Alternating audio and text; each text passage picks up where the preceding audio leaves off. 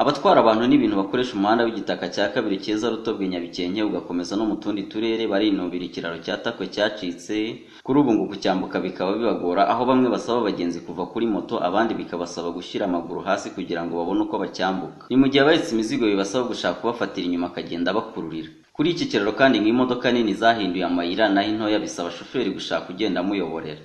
Ibiraro urabona imbogamizi tugira nyine urahaca ukubitamo ubwo hari cyangwa bakaba bakwambutsa nyine cyarapfuye imvura ihora iyo guye ari nyinshi ntabwo umuntu yabasha kwambuka. Nyine ubwo nukuvuga ngo hari abantu bano bahungu baba hano ku Rwatakwe baraza iyo ufite umutwaro munini baragufasha bakagusayidira ukambuka, nyine ubwo nyine ukaba wabaha nk'iki giceri cy'ijana nyine kugira ngo ubashe kuba wakwambuka.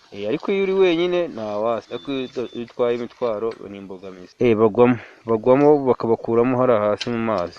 Barabizi bajya bahaza kugisura, ariko kubishyira mu bikorwa ntabwo baba babishyira mu bikorwa.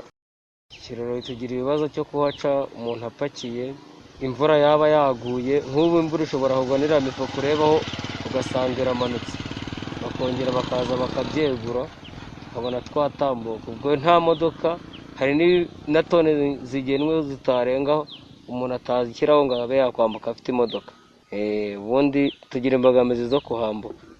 Baguyemo benshi, nanjye naguyemo kikiri hariya, kikimara kugwa nanjye nigeze nituramo hariya hasi, kandi n'ubu ngubu imvura yaguye abantu bagwamo benshi, kimaze nk'umwaka. Ikibazo dufite ni ko badakora kino kiraro, abantu birirwa bagwamo, imodoka zijya bazigahengama, natwe turahakomerekera cyane, turahagwa. Nta modoka zigicangaha, nta terambere rikibangaha, nyine nuko nguko bajya guca za Buringa. Abakoresha iki kiraro bavuga ko hari abajya bagwamo, barasaba ubuyobozi bw'akarere ka Muhanga giherereyemo ko bwakibasanira kugira ngo imihahiranire n'imigenderanire yongere ibe neza.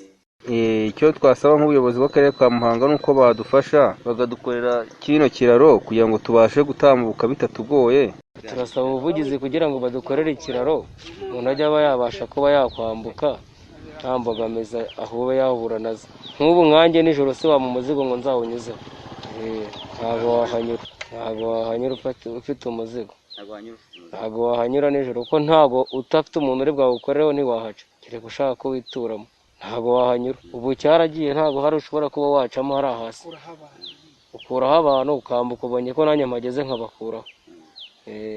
Icyiza ni ko bakora kino kiraro mu byo badukora byose, mukabwira nk'akarere kakakora kino kiraro kabisa. Cyangiritse kera mwito kimaze imyaka ibiri irimo kabisa. Kayitare Jacqueline umuyobozi w'akarere ka Muhanga mu butumwa bugufi yasubije umunyamakuru wa Prime TV ko ku bufatanye n'ikigo gishinzwe iterambere ry'ubwikorezi mu Rwanda RTDA ko iki kiraro cya Takwe ari gushakishwa ubushobozi bwo kucyubaka, ngo imirimo yo kucyubaka iratangira vuba nibigenda neza nk'uko byateganijwe. Uyu muhanda ufite ibirometero 79 urimo ikiraro cya Takwe cyangiritse uva aho bita mu cya kabiri kuri kaburimbo ijya i Kigali, ugaca gato mu karere ka Kamonyi, ugaca mu karere ka Gakenke, ugakomeza Nduso mu karere ka Musanze. Tungandame Munezero Pierre, Prime TV mu karere ka Muhanga mu ntara y'Amajyepfo.